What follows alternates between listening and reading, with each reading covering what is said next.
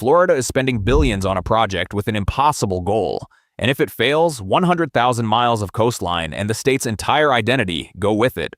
Right now, more than 22 million people live on a giant peninsula of sand and limestone, a state built on the promise of an endless summer and an unchanging shore. But that shore is eroding. The sand is disappearing, and the ocean that made Florida is now slowly, relentlessly taking it back. By the end of 2022, after Hurricane Ian carved a path of unprecedented destruction, entire communities discovered that the beaches they were built on were no longer there. Not damaged, not temporarily flooded. Gone. Erased from the map.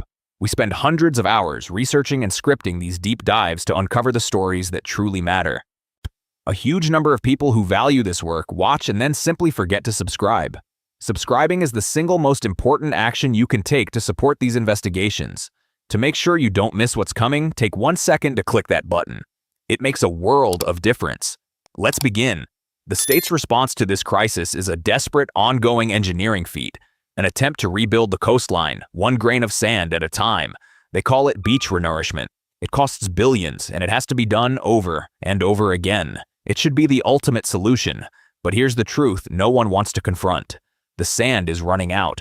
The storms are getting stronger, and the ocean is rising faster than the models ever predicted. So the real question is Florida just saving its legendary coastline? Or is it just dumping the world's most expensive sand onto a problem that engineering can no longer solve? Florida, as a modern paradise, was never inevitable. It was invented. The state is a low-lying limestone plateau, a geological anomaly barely floating above sea level. For most of its history, it was a landscape of swamps, marshes, and impenetrable forests, a place defined by water, mosquitoes, and suffocating humidity. There were no sprawling resorts, no gleaming condo towers, no highways connecting a fantasy kingdom to an international airport. By every ecological measure, this was not a place designed for mass settlement. It was a place designed to be wild, dynamic, and wet. And yet, it is now the third most populous state in America. In 1950, the population of Florida was just 2.8 million. A quiet, agricultural state on the periphery of the national consciousness. Then came air conditioning, the interstate highway system, and the post-war American dream of reinvention under a warmer sun. The population didn't just grow, it detonated. Developers saw not swamps, but opportunities. Not fragile barrier islands, but blank canvases for oceanfront property. They dredged, they filled, they built canals, and they sold a dream. A dream of a permanent vacation. A life lived on the edge of a continent, with your feet in the sand and your back to the world. By the 1980s, the coastline was a gold rush. By the 2000s, it was a global brand. Today, Florida hosts over 22 million residents and welcomes more than 130 million tourists annually. All of them are there for one thing, the beach. That beach supports an economy that generates hundreds of billions of dollars. The value of coastal property is measured in the trillions. To put the scale of this enterprise into terms that have meaning, the economy of Florida is larger than that of Switzerland or Argentina. And the vast majority of that economic engine is located within a few miles of a coastline that is now actively, visibly disappearing. Nearly 80% of Florida's entire population lives in a coastal county. Their homes, their businesses, their entire way of life depends on a thin ribbon of sand that was never meant to be static. It was never meant to hold the weight of skyscrapers. The problem Florida faces is not a lack of will, and it is not a lack of money. The problem is geological. It's a math problem. The state is waging a war against physics. A war against an opponent that does not tire, does not negotiate, and does not stop. And for a century, Florida has been pretending it could win. Florida's beaches have always been in motion. They are not static features. They are rivers of sand, constantly moved by a process called longshore drift. The waves that approach the coast almost never arrive perfectly parallel to the shore. They strike at a slight angle, which pushes sand down the coastline in a slow, relentless migration. For millennia, this system was in a state of dynamic equilibrium. Sand eroded from one area was deposited in another. Barrier islands would shift, shrink, and grow. Inlets would open and close. The coastline was alive. Then came the 20th century. We built jetties to stabilize shipping channels. We built seawalls to protect the first generation of hotels. We dredged inlets to create deep water ports for commerce. Each of these structures acted like a dam in the river of sand. The longshore drift was interrupted. Upstream of the structure, sand would pile up, creating an unnaturally wide beach. But downstream, the shore was starved. The sand that was supposed to arrive, the sand that had been arriving for thousands of years, was now blocked. And so the erosion began, not as an act of nature, but as a direct consequence of our own engineering. What we've just described is a system built on a fragile assumption. What do you believe the real cost will be? Let us know in the comments below. We had broken the natural supply chain of sand. The communities built downstream of these projects began to panic. Their beaches, the very reason for their existence, were washing away. So they built their own walls. Groins, short walls built perpendicular to the shore, were designed to trap what little sand was still moving, but they only made the problem worse, pushing the erosion further down the coast to the next town, who in turn built their own structures. It was a domino effect of coastal starvation, a problem ricocheting down the shoreline from one desperate community to the next. By the 1970s, it was clear that armoring the coast wasn't working. It was only creating narrower, uglier, and more eroded beaches. A new strategy was needed, one that was audacious, expensive, and seemingly miraculous. The era of beach renourishment had begun. The concept was brutally simple. If the sand is gone, put it back. The execution was a monumental feat of engineering. The process begins miles offshore. In the deep waters of the Atlantic or the Gulf of Mexico, massive dredges, floating industrial platforms, use powerful hydraulic pumps to vacuum sand from the ocean floor, pulling it from designated borrow sites. These sites are carefully selected shoals or ancient sand deposits that geologists have identified as having the right composition, the right color, and most importantly, the right grain size. The wrong sand, too fine or too muddy, will wash away in months. The sand has to be a near-perfect match for what nature originally put there. That sand, mixed with seawater into a thick slurry, is then pumped through a pipeline that can stretch for miles, running along the seabed until it reaches the shore. On the beach, the slurry erupts from the end of the pipe. A torrent of sand and water that bulldozers and heavy equipment then spread, grade, and sculpt into a new beach. A beach that looks wide, white, and permanent. It looks like the original. It feels like the original, but it is not the original. It is a temporary reconstruction, an incredibly expensive and beautiful copy. The scale of this operation is difficult to comprehend. A single medium-sized renourishment project in a place like Pinellas County can involve moving over 1 million cubic yards of sand. 1 million cubic yards is enough sand to fill a professional football stadium from the field to the top of the upper deck, and that's just for one county. Florida has more than 825 miles of sandy coastline, and a significant percentage of it has been designated as critically eroded. The state and federal governments have spent over $5 billion on this effort in the last few decades alone. And that's just the beginning. The costs aren't shrinking, they are expanding.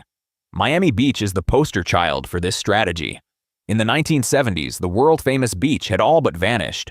In some places, the tide lapped directly against the sea walls of the Art Deco hotels. Tourism was collapsing. The city's identity was at stake. So in one of the most ambitious projects of its kind, the Army Corps of Engineers and local authorities spent over $60 million to rebuild 10.5 miles of coastline. They pumped 14 million cubic yards of sand onto the shore, creating a new beach 300 feet wide. It was hailed as a triumph. It saved the city. And it established a precedent that would be followed for the next 50 years. Rebuild, no matter the cost. If this analysis is providing value, take a moment to like this video and share it.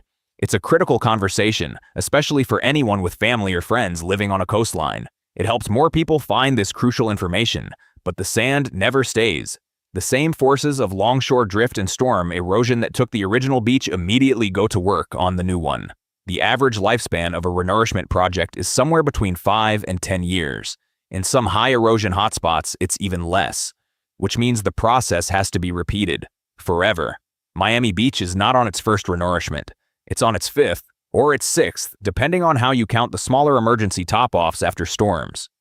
It is not a one-time fix. It is a subscription, a maintenance plan with an ever-increasing price tag. And here's the problem that engineers and state planners are now confronting in hushed, urgent tones. The sand is running out. Not all sand is the same. The high-quality, beach-compatible sand that is easily accessible in offshore borrow sites is becoming scarce. The dredges have to go farther out. They have to dig deeper. The geological surveys have to be more extensive. Each new project is more technologically complex and more expensive than the last. In some parts of Florida, there are no good offshore sand sources left at all. They've been used up. So the state has gotten desperate. They've looked at mining inland sand deposits, ancient dunes that sit miles from the coast. But this sand has a different mineralogy. It's a different color. It's often the wrong size. It leads to environmental battles with communities who don't want a massive sand mine in their backyard. They've even imported sand from the Bahamas, where the bright white aragonite sand is considered the gold standard. But the costs are astronomical, and the logistical and legal hurdles of moving sand between two countries are immense. They are even funding research into crushing recycled glass into fine particles to use as a sand substitute. They are looking at everything because they have to. The primary material that Florida's entire coastal economy is built upon is a finite resource that is being consumed at an unsustainable rate. It was not a permanent foundation. It was a temporary stockpile. The cost of this constant battle is becoming staggering. A program that once cost millions now costs billions. And as the easy sand disappears, the price per cubic yard continues to climb. Communities are now trapped. They built their entire tax base on the promise of a beach. To let that beach disappear means economic collapse. Property values plummet. Tourism vanishes. The tax revenue needed to fund schools, roads, and a renourishment project evaporates. So they are forced to pay, borrowing money and raising taxes on residents who are watching their front yards get smaller every single year. It is a tax on maintaining a reality that physics is actively dismantling. The renourishment projects were built for a predictable world, a world of manageable erosion and storms that followed historical patterns. That world is gone. The crisis arrived not with a slow erosion, but with a sudden, on violent fury. 2 hurricanes, Ian and Nicole in 2022, changed everything. These were not ordinary storms. They arrived on top of a sea level that was already higher than a generation ago, and they unleashed a storm surge of unprecedented height and power. Hurricane Ian, in particular, was revelatory. It didn't just flood the coast, it scoured it. In places like Fort Myers Beach and Sanibel Island, communities that had recently spent tens of millions of dollars on beach renourishment projects watched as their brand new 200-foot wide beaches were erased in less than 12 hours. The dunes, the vegetation, the sand itself was picked up by the surge and washed away, either inland into neighborhoods or far offshore into the Gulf of Mexico. Gone. Completely. The investment was wiped out in a single tidal cycle. The aftermath was a moonscape. Concrete slabs where houses once stood, pilings leading to nowhere. Seawalls that had been buried under feet of protective sand were exposed, cracked, and undermined. The storm didn't just expose the fragility of the buildings, it exposed the fragility of the entire strategy. The idea that we could simply place sand on a shoreline and expect it to protect multi-million-dollar homes from a Category 4 or 5 hurricane was proven to be a dangerous fantasy. The renourished beach acted as a sacrificial lamb. It absorbed some of the initial wave energy, yes, but it was no match for the sheer volume of water being pushed ashore.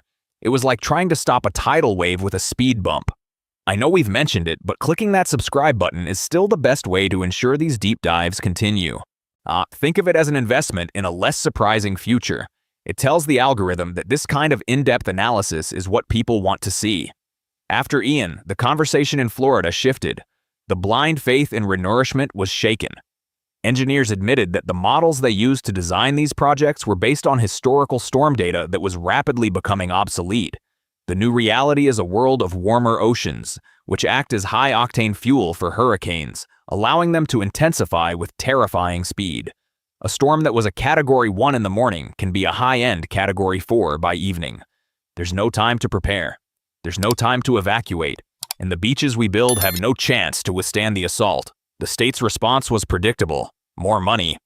An emergency allocation of hundreds of millions of dollars to rebuild the beaches that had just been destroyed. A desperate scramble to get sand back on the shore before the next tourist season, before the next storm. But something had changed. A quiet, terrifying question had entered the room. If a single storm can undo a decade's worth of investment in a single day, what is the point? Are we just pumping money into the ocean? This is where the second, more dangerous solution begins to emerge. If you can't trust the sand to protect you, you turn to concrete. The battle over seawalls has become the new front line in Florida's war with the sea. After Ian, homeowners with destroyed properties demanded the right to build massive seawalls to protect what was left of their lots. The logic seems impeccable. A hard barrier will stop the waves. It will save the property. But geologists and coastal scientists have been warning for decades that this is a fatal error. A seawall does protect the property directly behind it, but it does so at the cost of the beach in front of it. When a wave hits a natural sloping beach, its energy is dissipated gradually across the sand. When a wave hits a vertical wall, that energy is not absorbed. It is reflected back with immense force. This reflected energy scours the sand at the base of the wall, pulling it offshore. A seawall effectively accelerates the erosion of the very beach it is supposed to be adjacent to. Within a few years, the wide, sandy public beach in front of the wall is gone, replaced by water that laps directly against the concrete, even at low tide. You save the house, you kill the beach. Not only that, but a seawall starves the neighboring properties of sand as well. It creates an erosion hotspot at either end of the wall, intensifying the problem for the houses next door, who are then forced to build their own walls in self-defense. This creates a cascade of coastal armoring. What was once a continuous living beach becomes a fragmented, walled-off coastline. A coastline with no public access, no recreational value, and no ecological function. It destroys the very thing everyone came to Florida for in the first place. Not a lack of beach, the absence of beach. It is a choice to sacrifice the commons for the protection of private property. The state of Florida has historically had rules against this kind of hard armoring, precisely for these reasons. But after the 2022 storms, the political pressure became overwhelming. Emergency orders were issued, allowing for the construction of seawalls in areas where they were previously banned. It represents a fundamental shift in philosophy. A quiet surrender. An admission that the strategy of maintaining a soft, sandy coastline through renourishment is failing, and the only option left is to build fortresses. The uncomfortable truth that no one wants to say out loud is that you cannot have both. In an era of rising seas and stronger storms, you can have the property or you can have the beach. In many places, you will no longer be able to have both. This decision is being made right now, wall by wall, property by property, and it will define the future of Florida's coast for a century. The state that sold the world a beach is now quietly, desperately building walls to keep the ocean out. The renourishment is temporary. The seawalls are a death sentence for the beach. And beneath both of these frantic, expensive strategies lies a deeper, more relentless problem. One that no amount of sand or concrete can ever fix. The ocean is rising, and it's rising faster than we thought. Climate projections for the American Southeast are not ambiguous. They are a certainty. The combination of melting ice sheets in Greenland and Antarctica